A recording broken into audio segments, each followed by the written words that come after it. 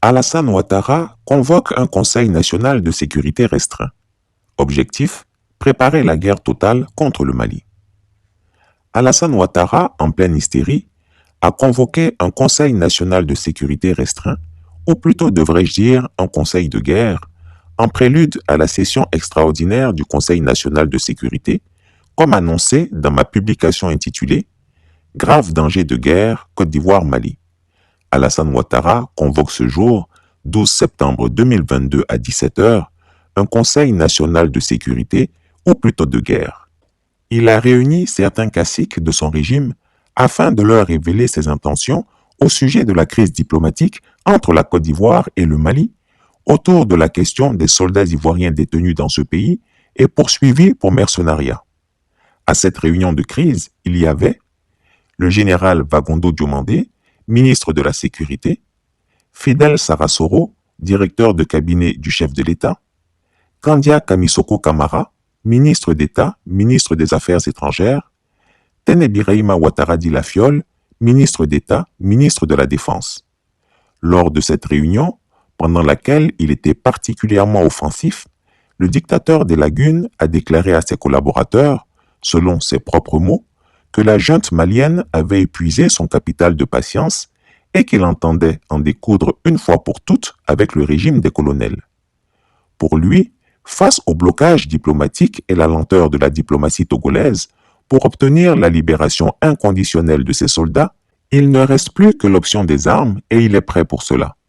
Il estime que le colonel Assimi Goïta ne le respecte pas et veut tester sa détermination. Pour lui, il n'est pas question que le dirigeant illégitime d'un État en faillite se mesure à lui et pour laver cet affront, il est prêt à faire tonner les armes et tant pis si le sang doit être versé pour laver son honneur.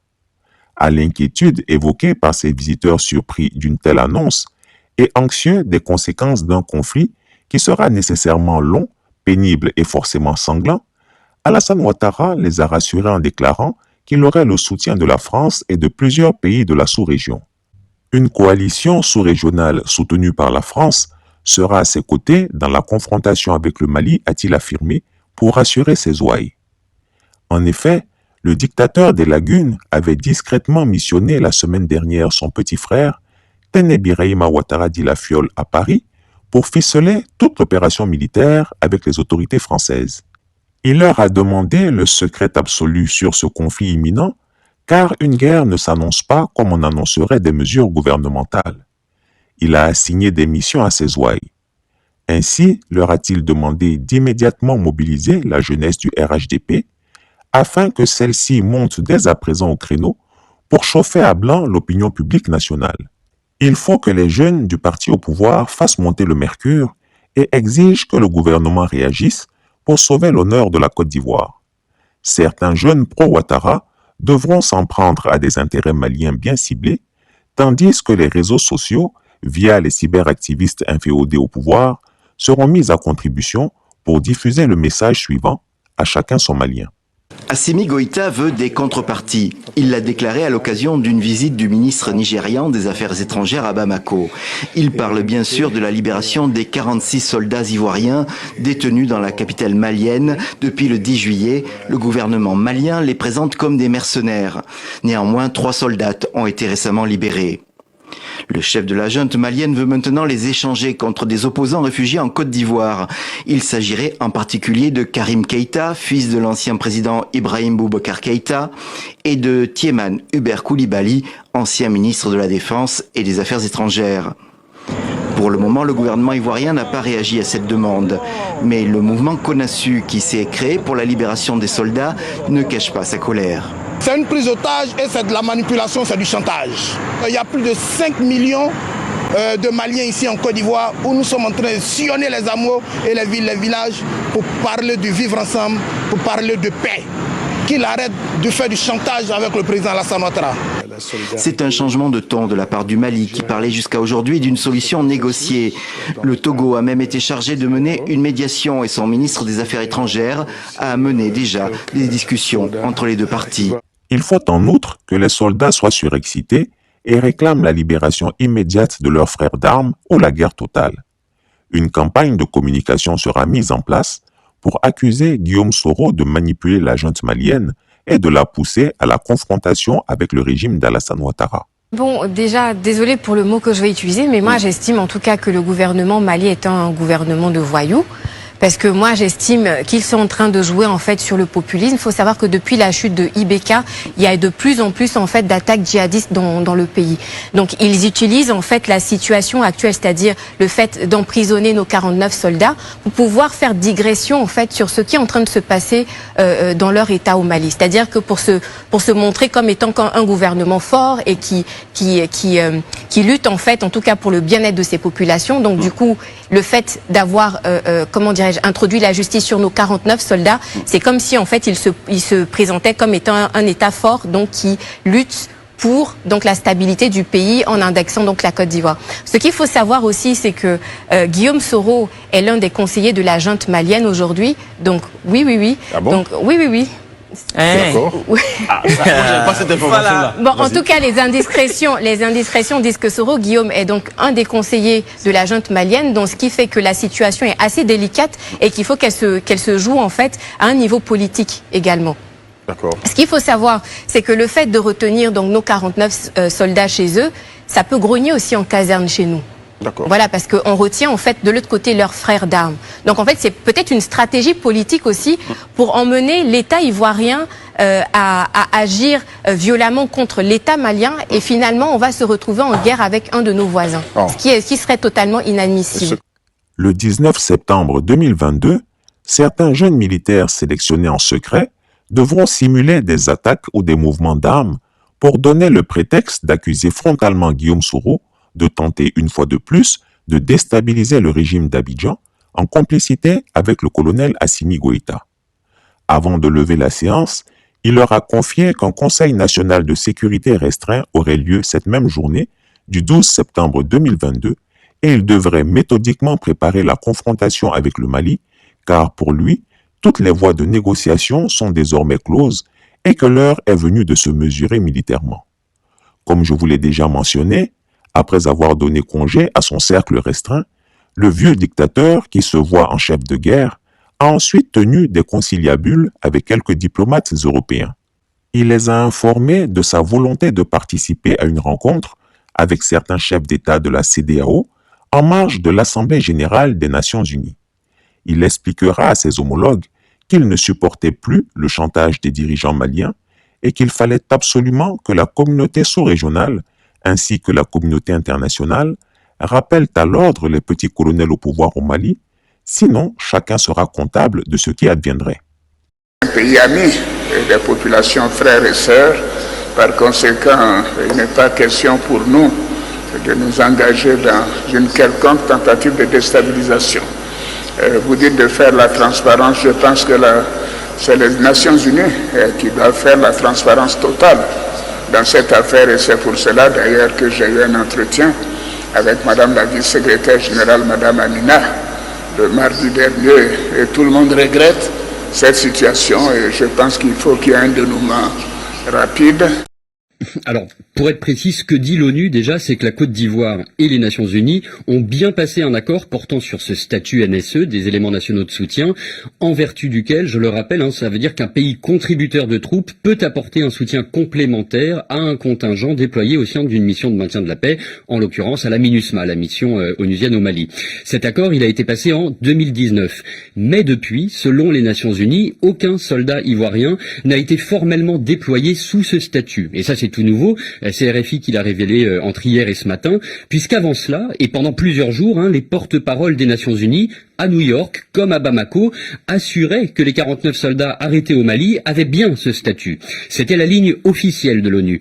Mais devant la confusion générale qui s'éternisait, eh bien des recherches plus poussées ont été effectuées et il en est ressorti donc cette anomalie administrative. Légalement, formellement, ce statut ne peut leur être attribué, en tout cas il ne leur est pas attribué par les Nations Unies. Ni à eux, ces 49 soldats détenus depuis dimanche par les autorités maliennes, ni aux 7 détachements qui les ont, selon Abidjan, précédés dans le cadre de ce dispositif NSE depuis 2019. Donc techniquement, à ce stade, on comprend que les 49 soldats dont il est question aujourd'hui, comme ceux qui ont été déployés ces 3 dernières années, l'ont été pour accomplir des tâches conforme à ce statut, mais sans l'avoir réellement, sans l'avoir formellement. Alors est-ce qu'il s'agit d'un simple dysfonctionnement administratif? Est-ce que la faute incombe à la partie ivoirienne ou à la partie onusienne? À ce stade, il y a encore effectivement beaucoup de questions. Mais côté ivoirien, en tout cas, les autorités l'affirment clairement, les 49 hommes sont des militaires de l'armée régulière. Et ils ont été envoyés au Mali dans le cadre des opérations des éléments nationaux de soutien en vertu de cette convention signée en juillet 2019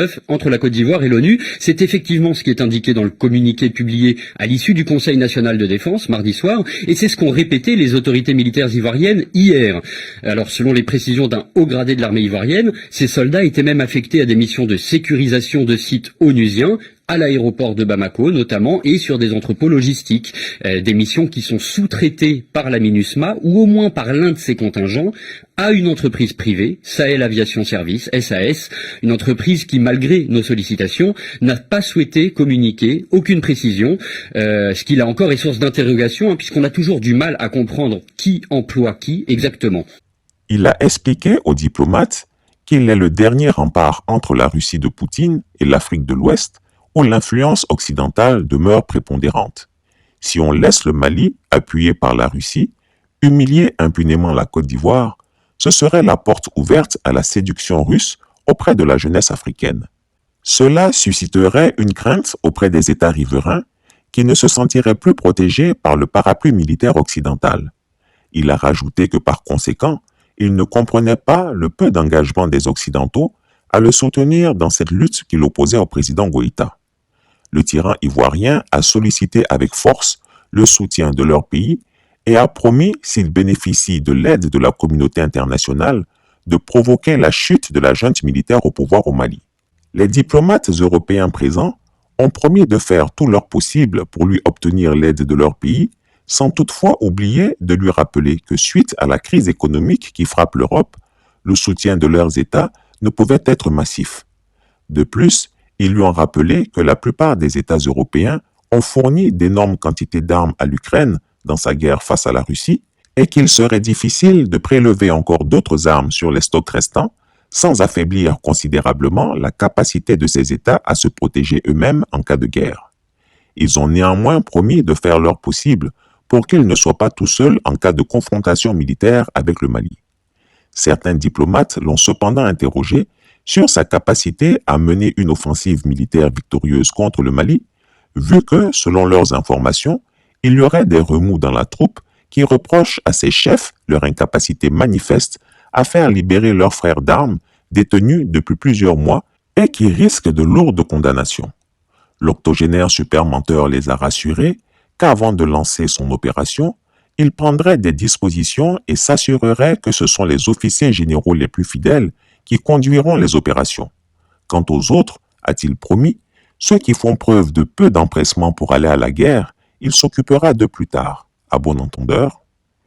Avant de les libérer, Alassane Ouattara a informé les diplomates qu'il se rendrait au Vatican pour solliciter l'appui du pape dans cette crise, car ses imams envoyés au Mali avaient pitoyablement échoué dans la mission qu'il leur avait confiée, à savoir ramener dans leur bagage les 49 militaires détenus. Mais en dépit de ces rodomontades et de ces fanfaronnades de chefs de guerre autoproclamés, Alassane Ouattara peut-il décider tout seul d'entrer en guerre contre un État étranger? Non. Suivant les dispositions de la Constitution ivoirienne du 8 novembre 2016, en son article 68, le président de la République est le chef suprême des armées. En cette qualité, il est l'autorité habilitée à déclarer la guerre à un ou plusieurs États ou à engager les forces armées. Toutefois, cette déclaration, pour être régulière au regard de la Constitution, doit être obligatoirement autorisée par le Parlement, voire l'article 104 de la Constitution. En cas de désaccord entre les deux chambres du Parlement, l'autorisation d'entrer en guerre est donnée par l'Assemblée nationale. Par ailleurs, il importe de relever qu'en droit international, le recours à la guerre ou à la force, de quelque nature que ce soit, n'est permis que dans le cadre de la légitime défense ou d'un mécanisme de sécurité collective. Chapitre 7 de la Charte des Nations Unies. Le dictateur ivoirien est donc lié par l'autorisation du Parlement et par la Charte des Nations Unies. On sait qu'il dispose d'une majorité mécanique à l'Assemblée nationale ivoirienne, qui, en théorie, lui permet de faire ce qu'il veut. Mais l'octogénaire super menteur, que tous connaissent, ne fait aucun cas de la loi, a fortiori du Parlement, dont il usurpe allègrement les prérogatives par les jeux d'ordonnances massives qu'il prend. C'est ici que l'opposition est interpellée. Laissera-t-elle ce dictateur engager notre pays dans une aventure militaire hasardeuse, où l'on ne récoltera que le feu et le sang sans rien dire? Osera-t-elle lever la voix pour dénoncer ce crime contre la paix et l'âme de notre nation, alors que plusieurs initiatives sont en cours pour le dénouement pacifique de cette crise? L'histoire jugera. Communiqué du Conseil national de sécurité. Une réunion extraordinaire du Conseil national de sécurité s'est tenue ce mercredi 14 septembre 2022 au Palais de la Présidence de la République sous la présidence de Son Excellence M. Alassane Ouattara, Président de la République.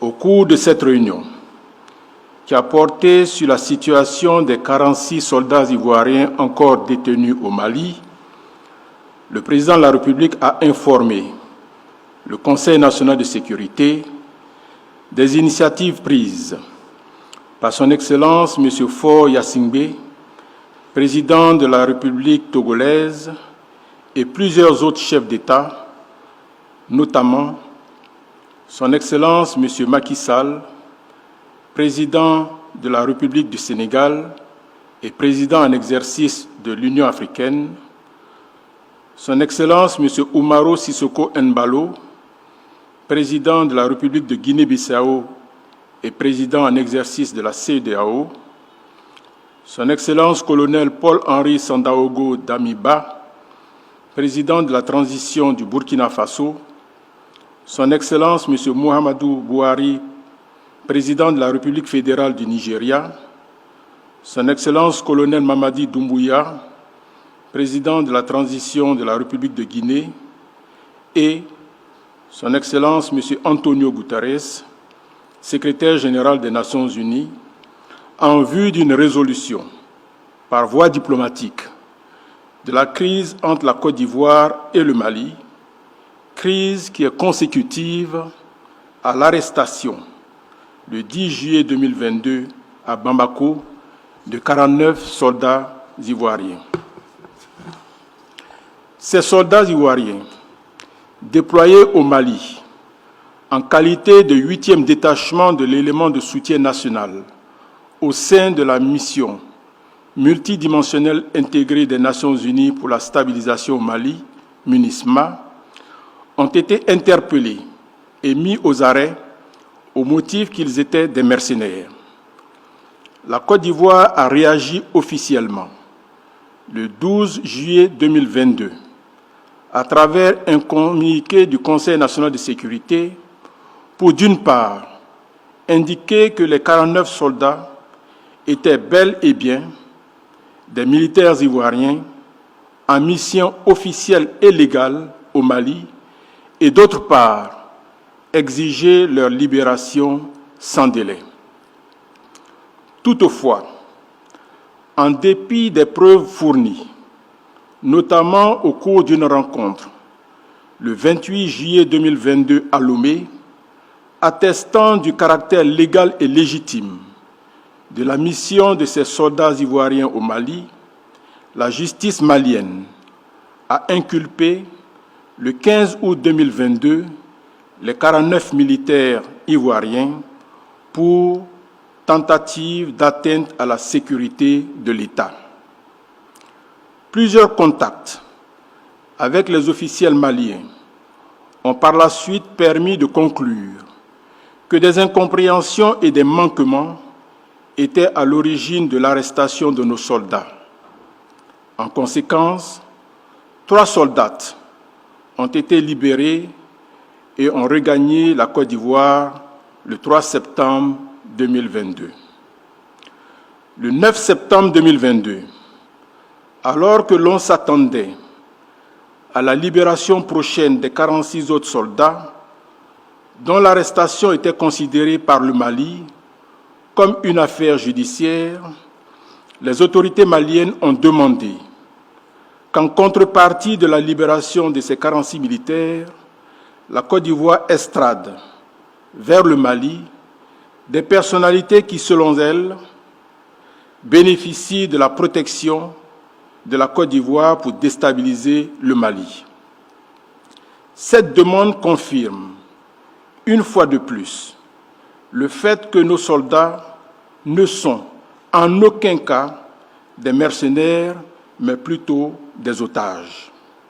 Le Conseil national de sécurité considère ce chantage comme inacceptable et exige la libération sans délai de nos 46 soldats.